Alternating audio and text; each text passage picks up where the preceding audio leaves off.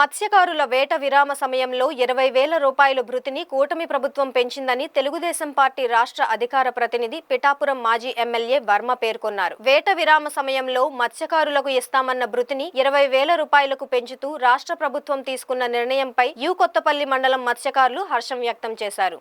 ఈ సందర్భంగా ఆయన మీడియాతో మాట్లాడుతూ ఎన్నికల ముందు నారా లోకేష్ చేపట్టిన పాదయాత్రలో భాగంగా ఉప్పాడలో మత్స్యకారులకు ఇచ్చిన హామీ ప్రకారం ఈ భృతిని పెంచారన్నారు. చేపలు గుడ్లు పెట్టే ఈ 45 రోజుల పాటు వేట విరామ సమయం సందర్భంగా ఆయన మత్స్యకార గ్రామాల్లో పర్యటించారు. ఉప్పాడ గ్రామంలో మత్స్యకారులు బోట్ల వద్దకు వెళ్లి మత్స్యకారులతో వర్మ మాట్లాడారు. ప్రతి మత్స్యకారుడికి వేట విరామ సమయంలో భృతి అందుతుందని వర్మ వారికి భరోసా కల్పించారు.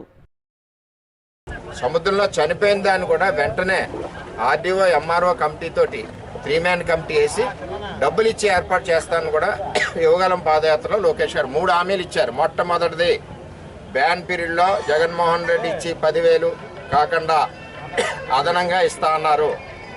బ్యాన్ పీరియడ్లో అది అదనంగా ఈరోజు 20,000 ఇవ్వడం జరుగుతుంది. రెండవది మత్స్యకారుడు సముద్రంలో చనిపోతే 3-man కమిటీతో క్లియర్ చేసి వెంటనే నష్టపరిహారం ఇస్తా అన్నారు.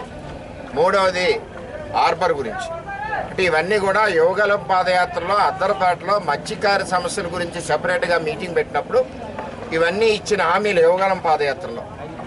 మరి ఇవే హామీలు కూటమి ప్రభుత్వంలో చంద్రబాబు నాయుడు గారి నాయకత్వంలో అటు తెలుగుదేశం జనసేన నుంచి కళ్యాణ్ గారు, బీజేపీ నుంచి మోడీ గారు వీరందరూ కూడా మేనిఫెస్టోలో పెట్టడం జరిగింది. అదేవిధంగా ఉప్పాడ జంక్షన్లో కూడా కళ్యాణ్ గారు నేను కూడా మాట ఇవ్వడం జరిగింది.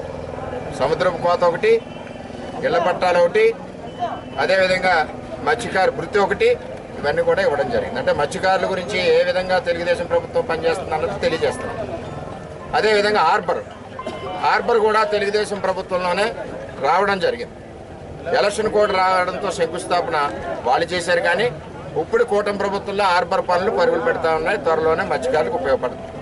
ఈవేళ నేను ఇక్కడికి వచ్చిన కారణం ఏంటంటే మన మత్స్యకార సోదరులు పిలిచినందుకు అధికారులు తెలియజేసేది ఏంటంటే, రిక్వెస్ట్ చేసేది ఏంటంటే, కూటమి ప్రభుత్వం రాజకీయాలకు అతీతంగా సంక్షేమ పథకాలు ఇస్తుంది. అందులో భాగంగా ఈ బ్యాన్ పీరియడ్ అమౌంట్ కూడా ఎక్కడా రాజకీయాలు చూడకుండా అన్ని పార్టీ వాళ్ళని ఎక్కడా ఇబ్బంది లేకుండా అందరికీ ఇవ్వాల్సిన బాధ్యత ఉందని చెప్పి అధికారులు తెలియజేస్తూ ఏ విధమైన ఇబ్బందులు పడకుండా అర్హులైన వాళ్ళందరికీ కూడా ఎట్టి పరిస్థితుల్లో ఇవ్వాలి.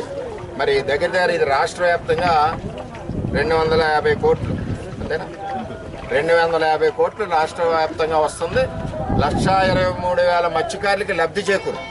ఇది వరకు జగన్మోహన్ రెడ్డి ఉన్నప్పుడు 95,000 నుంచి 1,00,000 లోపు, అంటే 25,000 మందికి అదనంగా ఇప్పుడు లబ్ధి చేకూరు.